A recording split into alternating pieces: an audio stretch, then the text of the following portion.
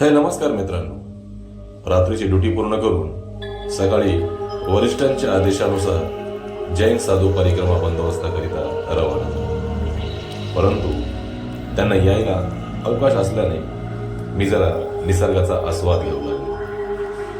अंगावर जशी चादर ओढतो तशी अवकाशाने स्वतःभोवती चादर ओढली होती. अत्यंत मनमोहक दृश्याने क्षणासाठी मी मोहून गेलो. इतक्यात ज्याकरिता आपल्याला नेमण्यात आले होते तो परिक्रमा बंदोबस्त सुरू झाला. कुटुंबापासून लांब सर्व सुख सोयींचा त्याग करून जैन साधू खूप कठोर तपश्चर्या करतात. दिगंबर संप्रदायातील भिक्षू अंगावर एकही कपडे घालत नाही.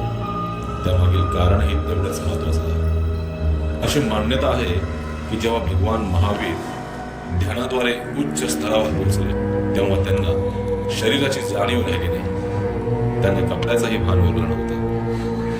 अधर्म, अहिंसा, अहंता आणि सांसारिक गोष्टींबद्दल पूर्ण त्याग यावर विश्वास ठेवला.